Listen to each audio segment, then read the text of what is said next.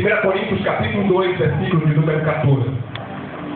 Ora, o homem natural não compreende as coisas do Espírito de Deus, porque lhe parecem loucuras, e não pode entendê-las, porque elas dizem Espiritualmente. Irmãos, veja que coisa forte, irmãos.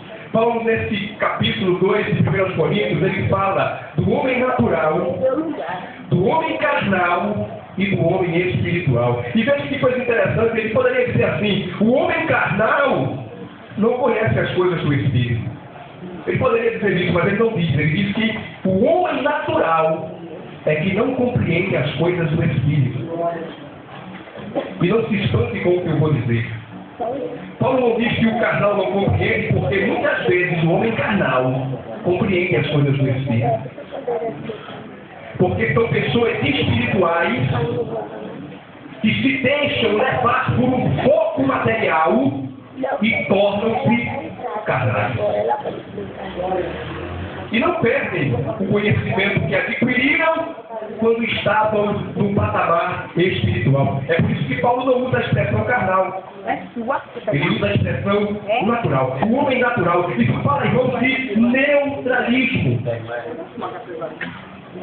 Isso fala de um ponto, irmãos, no meio. O que Paulo está querendo dizer é que o homem natural, irmãos, ele tanto pode perder para a carnalidade como para a espiritualidade. Estava analisando aquele texto de Romanos 12, quando Paulo diz assim: rogo-vos, pois, irmãos, pela compaixão de Deus, que apresentei os vossos corpos em sacrifício vivo, santo e agradável a Deus, que é o vosso culto racional. E não vos conformeis com este mundo, veja só, irmãos, mas transformai-vos pela renovação do vosso entendimento, para que entendeis qual seja a boa, agradável e perfeita vontade de Deus. Você ouviu aí? Você prestou atenção que para eu entender os desígnios de Deus para a minha vida, nem sempre eu preciso pedir a Ele? Nem sempre eu preciso orar dizendo: Senhor, me revela a tua vontade. Não, aqui está dizendo: apresente o vosso corpo em sacrifício vivo, santo e agradável a Deus. Não se conformem com este mundo. Ô irmão, viva uma vida de santidade intensa e Deus vai revelar a vontade de Deus para a sua vida. Ô irmãos, às vezes nós estamos tão focados no pedido que nos esquecemos da ação. Nos esquecemos da atitude. Tem gente aí, irmãos, colocando a roupa mais do que o corpo e o alimento mais do que a vida. E Jesus diz em Mateus 6:22 que a vida é mais importante que o alimento e que o corpo é mais importante do que a veste. É isso que Deus quer nos ensinar nesta manhã. Que muitas vezes aquilo que estamos priorizando não é prioridade, é relativo. Que nós possamos, meus amados irmãos, priorizar o que realmente precisa ser priorizado. Tem crente, irmãos, o ano passado, na virada para esse ano, teve uma irmã que não foi para o culto de vigília de ano. E nós sentimos a sua falta e fomos visitá-la no dia 1 mesmo. Tardezinha a gente foi visitá-la e perguntamos o que houve, irmã, a senhora não viajou e não foi para a igreja. E ela disse: irmão, eu não fui porque não deu para comprar a roupa. Eu não fui porque não deu para comprar um sapato. Querido, isso é materialismo, irmãos. Como é que eu posso esquecer que mesmo Deus não me dando dinheiro para comprar roupa e sapato, me conservou com vida, irmãos. Me preservou vivo. Aleluia! Veja, o homem espiritual, ele decide isso. Não tem roupa, não tem sapato novo, eu vou com a roupa que eu já tenho, mas eu vou adorar a Deus.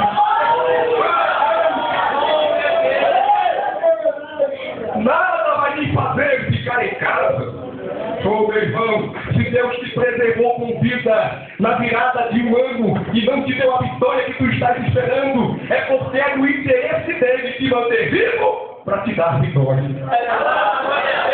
Então, se tu não puderes agradecer pela roupa, agradece pelo corpo. Se tu não podes agradecer pelo alimento, pela mesa com banquetes bonitos, agradece pela vida que Ele te deu e que Ele está preservando. Olha, querido, a importância da vida só é observada quando nós vemos o Salmo 91. Salmo 91 é um salmo muito citado pelas pessoas, mas as pessoas às vezes não têm uma revelação, algo profundo sobre o Salmo 91. É um salmo que mostra os perigos diurnos e noturnos que nós crentes estamos passando todo dia. Seta que voa de dia, mortandade que assola o meio-dia, peste que anda na escuridão. Olha, querido, está dito que pragas voam em direção à nossa tenda. A tenda aqui é casa. Escute, durante todo o dia e durante toda a noite, Satanás investe contra a tua família, Satanás investe contra a tua casa. Agora escuta, o mesmo salmo que fala dos perigos que me cercam, ele enfatiza os livramentos que Deus me assegura. Ele diz que praga nenhuma chegará à minha tenda. Aleluia. Ele vai mandar uma brecha com o teu lar, com tua casa, com teu filho, com teu esposo. Mas a palavra está dizendo que isso não vai atingir. O mesmo salmo diz que 1000 cairão ao teu lado, 10.000 à tua direita, mas tu, eu, nós não seremos atingidos. Mesmo Salmo 5, versículo 15, eu estarei com ele na angústia. Irmãos, angústia não é pecado. Deus só não está com crentes em pecados. Seja qual for a tua angústia nesta manhã, Deus está do teu lado. Deus está contigo, meu irmão, minha irmã. Não abra mão desta verdade. Procure ser crente espiritual para entender o que Deus está preservando para a tua vida. Louvado seja o nome do Senhor para sempre. Porque precisamos sair do natural para o espiritual, irmãos. Porque o homem natural tem medos, dúvidas e falhas. O homem natural está sempre errando, está sempre desagradando a Deus com a sua oscilação de fé.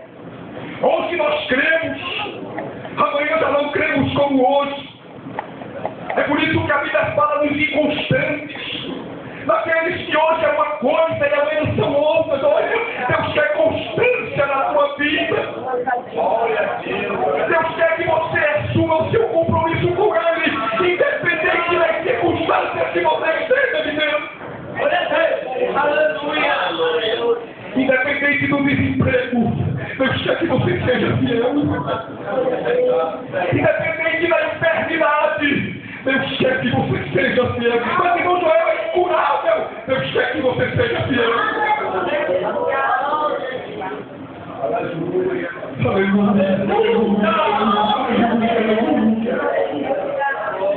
O homem natural não sabe orar, irmãos. O homem natural ora errado. Marcos capítulo 10, versículo de número 38.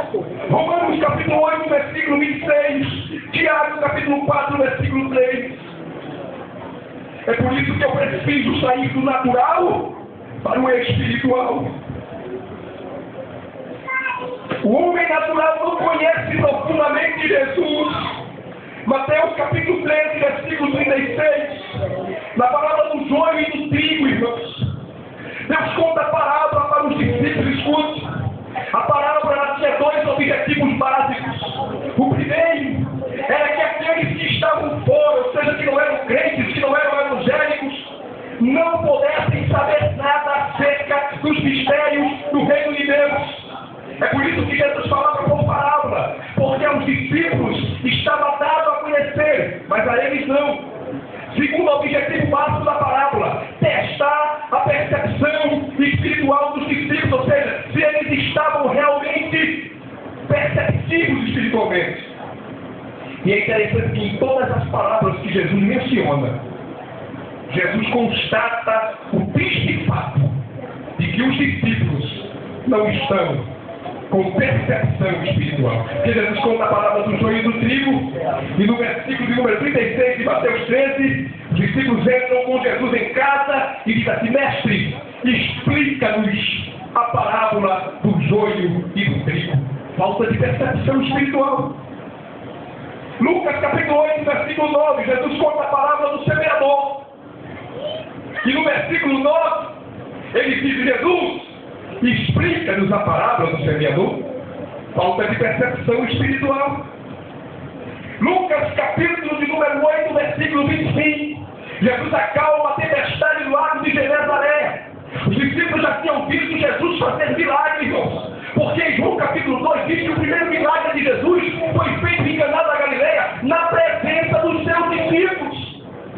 E agora eles estão com Jesus dentro do barco. Jesus acalma a tempestade e eles perguntam uns para os outros: quem é este? Quem é este que até o vento e o mar ele manda e lhe obedece? Aleluia. Falta de percepção espiritual. Perguntar quem é Jesus, se ele já tinha visto esse Jesus fazer milagres antes.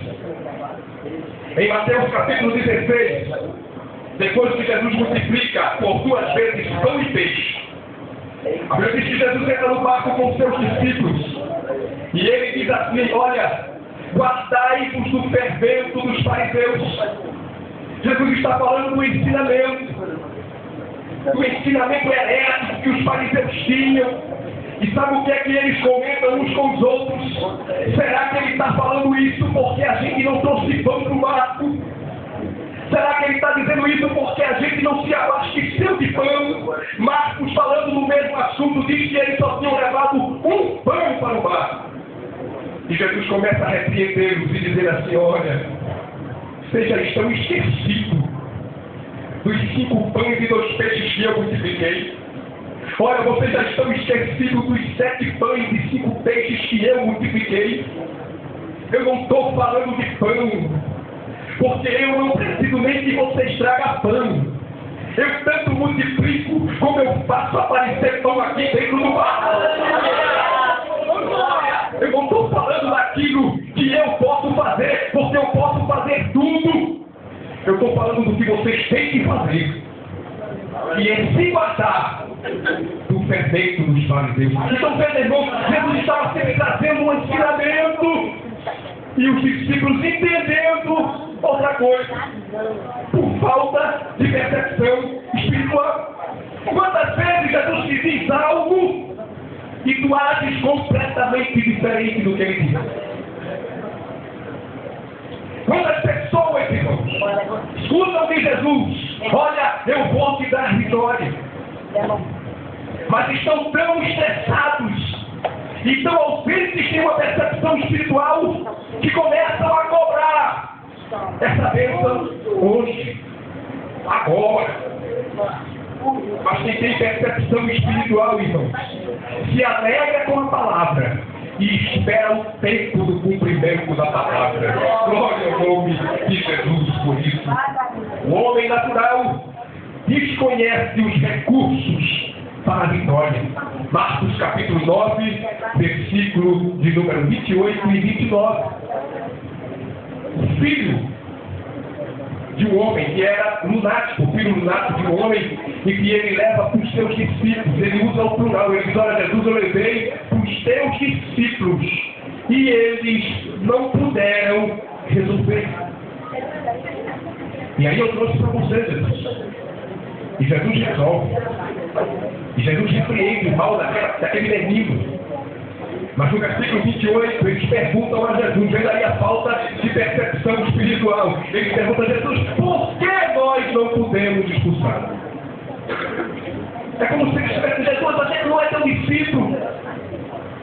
Jesus, a gente não está ouvindo a tua palavra, sendo ensinado por ti, a gente não está orando. Por que a gente não pode expulsar? Aí Jesus diz: olha, essa caixa de demônio só sai com jejum e oração. E aqui eu aprendo, irmãos, que Jesus não jejuou somente em 40 dias no deserto. Porque Jesus aqui estava preparado para expulsar essa casta de demônio. Através do que ele diz, do jejum e da oração. Então essa é a necessidade, irmãos, de nós sairmos do natural para o espiritual. O jejum, ele estabelece critérios de percepção espiritual, irmãos. Escute, para nós ouvirmos a orientação que Deus nos dá. Você se lembra de Ananias? Veja, irmãos, quantos detalhes ricos Deus diz a Ananias, no capítulo 9, versículos do 10 e diante de Atos dos Apóstolos. Deus, Ananias, vai à rua chamada direita. Deus dá o nome da rua. E procura por um tal de Judas. Deus dá o nome da pessoa. E Saulo está na casa dele. Deus dá o nome de Saulo. E Deus ainda diz o que é que Saulo está fazendo. Diz, olha, ele está lá e está orando. Ele está de joelho dobrado. Ele está buscando a minha face. E eu já mostrei a ele que vai entrar um homem lá, chamado Ananias. Irmãos, Deus não é Deus de confusão. Aleluia. Deus usa os detalhes para que quando você comparar os detalhes, você possa ter a certeza de que foi Deus que falou, de que foi Deus que usou o profeta naquele momento. E Ananias vai, e tudo que Deus falou para Ananias acontece. Ele bota a mão na cabeça de Saulo e diz a Bíblia aqui, as escamas caem dos seus olhos e ele é cheio do Espírito Santo de Deus. Mas Ananias tinha a percepção espiritual de ouvir Deus nos mínimos detalhes. É preciso que nós tenhamos, irmãos, percepção para ouvir Deus nos mínimos detalhes. Abra sua Bíblia no livro dos Juízes, no capítulo de número 20. Juízes, capítulo de número 20.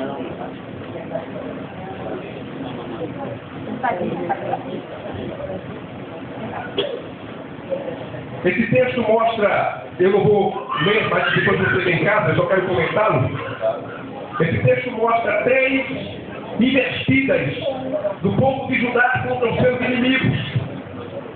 E em cada investida eles perguntam a Deus em oração: Senhor, podemos ir pelejar? E Deus diz assim: pode ir. Aí eles vão, irmãos. E quando eles vão, eles perdem a luta. Os inimigos começam a dizimar o exército de Israel e eles retornam e eles voltam. Desculpem. E aí ele pergunta de novo: Senhor, a gente volta de novo. E Deus diz: volta. E eles vão. E aí eles perdem a luta, irmãos. Veja, estava faltando um detalhe, irmãos, na percepção espiritual do povo de Judá. Porque na terceira vez que eles oram a Deus, eles dizem: olha, a gente agora não vai só orar, não. A gente agora vai jejuar. E diz a Bíblia que eles jejuam até a tarde. E depois que eles jejuam, irmãos, eles já fazem sacrifícios. Eles já fazem holocausto, ou seja, eles já começam a agradecer a Deus a vitória. Aleluia! E aí eles perguntam: Senhor, a gente pode subir contra os nossos inimigos? Aí Deus responde assim: sobe e eu os entregarei na tua mão. Aleluia! Estava faltando essa palavra, irmão. Estava faltando essa afirmativa. Deus estava dizendo: sobe. Mas eles estavam tão ávidos pela vitória, estavam tão centrados na vitória, que não esperaram a última palavra de Deus. Foi embora. Mas depois que jejuaram, aí quando Deus diz assim: vai, sobe, aí é como se ele dissesse: tem mais coisa para Deus dizer. Peraí, não vamos agora não. Ele vai dizer mais coisa aí. Deus diz: vai e eu os entregarei na tua mão. Oh, meu querido, aguarda esta palavra de Deus. Aguarda ele dizer: olha, eu vou te entregar nas tuas mãos. Aleluia! Glória a Deus. O jejum, irmãos,